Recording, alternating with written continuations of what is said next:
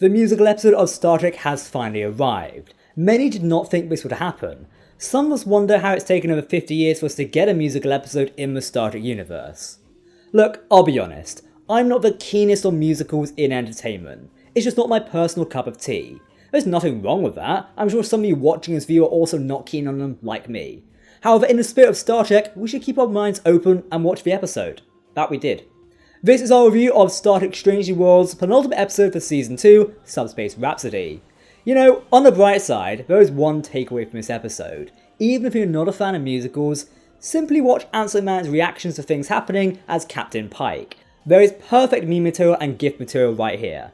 Alright, let's warp into this episode and chat about all the details. Spoiler warning, this is our review of the latest episode of Star Trek Strange New Worlds. Turn away now if you do not want spoilers, make it so. Welcome to Trek Central, I'm your host Captain Jack. Now while you're here, hit that subscribe button to never miss a video from the Trek Central team. In an ironic sense, as this is a musical and singing episode, I actually have a really bad throat this week, therefore expect some stops throughout this video review. No, that does not mean I'll be singing for you. Maybe we hit 150k this year, maybe I'll sing for you at some point, maybe a Faith for Heart rendition. But anyway, let's talk this latest episode. Musical episodes are always a good opportunity for a series to really push forward a character in interesting ways, have them expose inner thoughts and feelings in a narrative way through the medium of song. This episode is no different, with sci-fi reasoning for the singing to take place, linked to some very nice consistent technobabble from previous shows.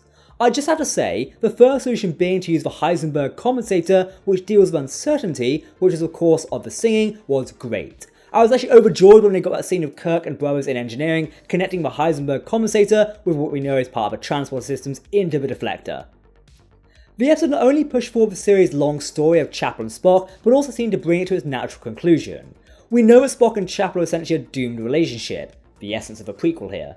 We also know that Spock's experimentations with emotions are not remembered by history, and only his stoic Vulcan persona is. The episode also ties this into a plot thread which is about Roger Corby and his relationship with Chapel. Essentially, we know from early episodes that Chapel is applying to a fellowship and internships, and she has been accepted into Corby's fellowship in archaeological medicine, so she'll seemingly be gone for 3 months. We do know from the original series that Corby and Chapel get engaged, and then Corby goes missing sometime in 2261, because nobody's allowed to be happy in Strange New Worlds. With Chapel getting the fellowship and not telling Spock, we get a song from Christine which essentially ends her and Spock's relationship. It's a song of liberation, and most heartbreaking of the lyrics, if I need to leave you, I won't fight it. So Chapel's going to leave Spock, go off to his fellowship, start a relationship with Corby, and get engaged, and then Corby will go missing shortly after. Spock gets a musical number on the feelings about this, which I think was performed really well by Ethan Peck, and it seems like he'll be returning to his original self very soon.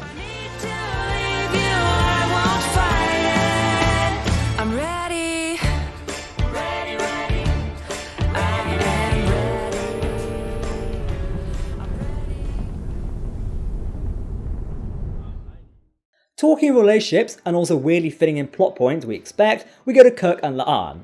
Kirk is aboard the ship to learn more from Una about being a first officer, and we get some nice songs from that.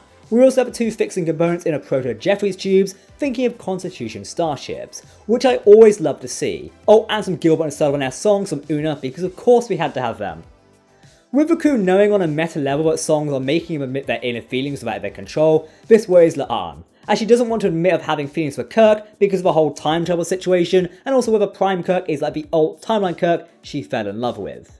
She does finally admit her feelings, and Kirk says he does feel a connection, but he's already in an on-off relationship with Carol Marcus. Yes, this episode dropped the name of Carol Marcus, who is currently a scientist on Starbase 1, and we find out she is pregnant.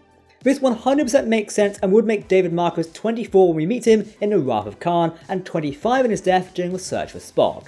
Ooh, connectivity and continuity, I love it. However, we know that the 2 become estranged, so Kirk being a father isn't too big of a thing. So we have filled in the known plot points of one of the Kirk siblings. So now we just need to know about Sam Kirk and his wife and child, which has been elaborated to previously but not actually seen. The relationship between Captain Pike and Captain Patel had been established throughout the 2nd season. The episode adds even more depth to it again. The opening of the episode established that Patel and Pike are due to take a vacation somewhere, not Riser. Everyone in Star Trek goes to that planet. These 2 plan to go elsewhere. Well, somewhat plan. Spoiler warning, if you will look at the final episode of Strange New Worlds Season 2, Patel might not make it to that holiday or get much time with Captain Pike. I have an issue with this. The signposting for what might happen to Captain Tell is getting a little annoying. She's been sent a Priority 1 mission, and the two will talk about things when she gets back, which puts so many death flags on the character, again. They even gave her a first name in this episode. Looking at the upcoming episode, she might be in the firing line here, especially in trailer footage when it seems like her ship, the USS Cayuga, is attacked by the Gorn and destroyed. We don't know for certain if this is Patel or her ship, but it looks like the writers of the second season have set her up as death or apparent death. Something that could damage Pike's emotional state, especially after his relationship has been established in this season. It's just some food for thought, I think. We'll have a main video on this later this week. As this isn't a horror episode, we do have to talk about horror, and this episode was very strong for her. We got some more feelings about her parents and her brother, and that she shouldn't have to feel alone and isolated, and should embrace a connection with other people, which has been brought up in previous episodes as well. Uhura also managed to save the day, figuring out how to fix the issue of her unique perspective and skill set. And as always, with Celia Rose Gooding being such a fantastic singer, it's always a treat to hear her voice. I've got to say, it was fantastic seeing all of the crew on the bridge of the Enterprise. You can even see Sam Kirk sat at the bridge console. Episode 9, which was titled Subspace Rhapsody, was written by Dana Horgan, who wrote a brilliant Ad Astra per Asperia early in the season, and was co-written by Bill Wolkoff, who most recently co-wrote Those Old Scientists. The episode was directed by Dermot Downs, who has directed TV before, but also done a number of music videos, which makes him a perfect director for this episode, and I really think he pulled it off, particularly during the music scenes, which did use a lot of different camera angles. Overall, for a musical episode, I enjoyed this. How it worked was something that I think they did really well for a sci-fi setting, and it was utilised well to tie together those disparate character arcs and even conclude some of them. To think that both this episode and the crossover episode not only achieved themselves to be good episodes, but did the work to help further series-long elements of character arcs is amazing. There were some aspects which did not work extremely well in my opinion. The Klingon ship was mentioned as a Katinga class, which as far as we know, would be 10 years too early, with Klingon ships being D7 classes a few years prior.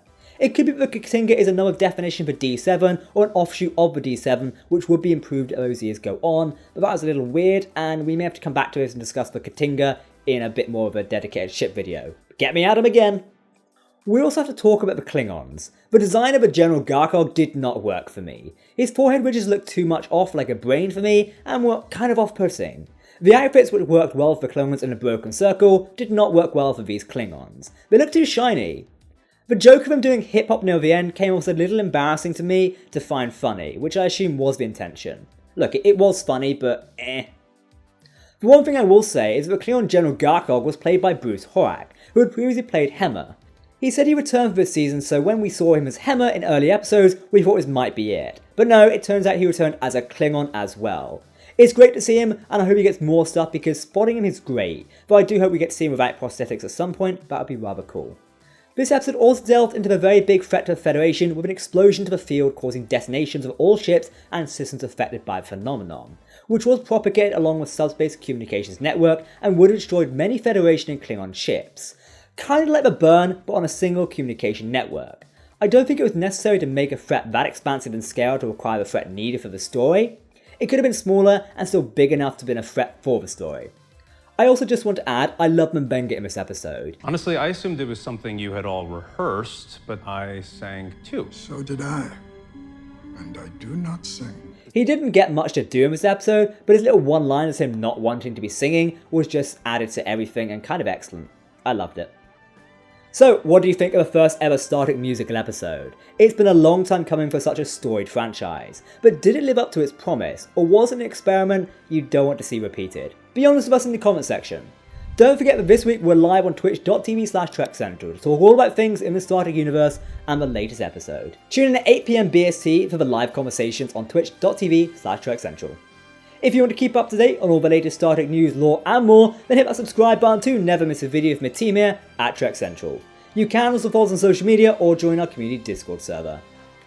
For now, I've been Captain Jack, thanks for watching, and we'll see you next week for the final episode of Season 2. Hegemony, I believe it's called. Very exciting. The Gorn are coming. Dun dun dun. Live long and prosper, my friends, and I'll see you next week.